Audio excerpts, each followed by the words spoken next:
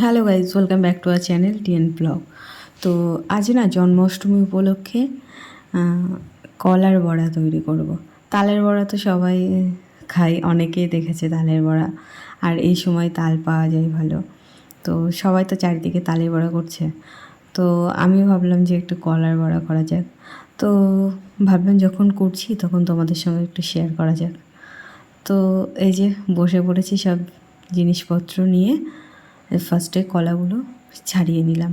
আমি ঠোঁটে কলা দিয়ে করছি, এটা তো মিষ্টি হয় বেশি, তো সেই জন্য ঠোঁটে কলা দিয়ে করছি। তো তোমরা যদি কেউ বানাতে চাও তো যে কোনো কলা দিয়ে করতে পারো, পাকা কলা। তো এই যে সুন্দর করে কলাগুলো ছাড়িয়ে নিলাম।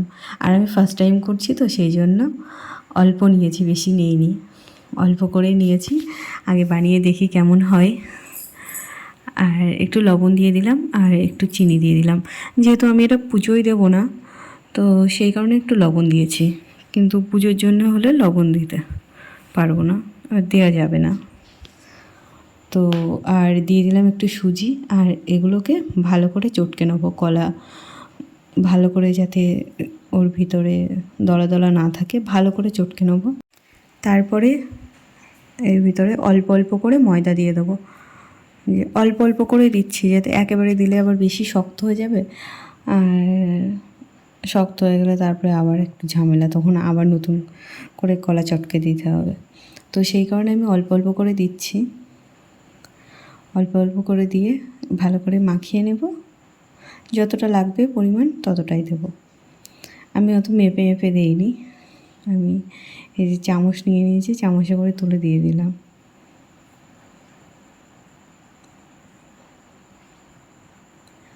তো এই যে দেখো, এরকম বেশি শক্তও না আবার বেশি নরমও না, এরকম টাইপের করে মেখে নিয়েছি।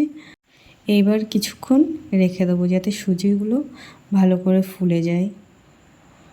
তো এই যে দেখো রেখে দিয়েছি, তারপরে এরকম একটা টাইট টাইপের হয়েছে ব্যাটারটা। তারপরে এই যে কড়াই আগে থেকে তেল বসিয়ে দিয়েছিলাম, দিয়ে তারপরে এই যে একটা একটা করে ছেড়ে দিলাম।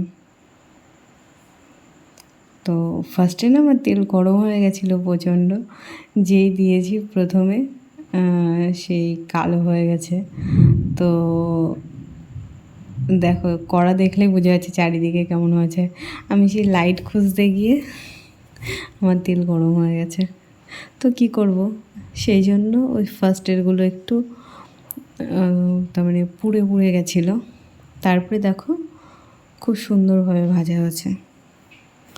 তেল যখন আস্তে আস্তে নর্মাল টেম্পারেচারে চলে আসে, তো এইগুলো না বেশি চপ বড়া এই টাইপেরগুলো বেশি হাই হিটে ভালো হয় না, ভিতর থেকে ভালো সিদ্ধ হয় না।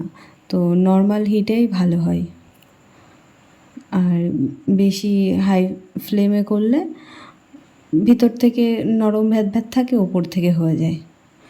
তো ওইগুলো না অতটা ভালোও লাগে না খেতে। ওই যে দেখো 3টে কালো হয়ে গেছে, আর বাদ বাকিগুলো সব ঠিক আছে।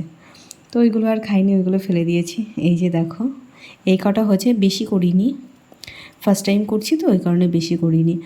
তো করে দেখি কেমন লাগে খেয়ে, তারপরে তো আবার করা যাবে। এই যে দেখো ভিতর থেকে খুব সুন্দরভাবে হয়ে গেছে।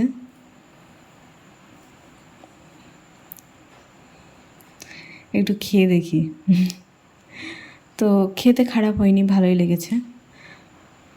তো এই যে দেখো হয়ে গেছে। তো তোমরাও বাড়িতে ট্রাই করতে পারো এরকম করে জন্মাষ্টমী উপলক্ষে। তো আজকের মতো চলো ভিডিওটা এখানে শেষ করি, আর ভিডিওটা যদি ভালো লাগে তাহলে লাইক কমেন্ট করে দিও। টাটা বাই, দেখা হবে আবার নেক্সট ব্লগে।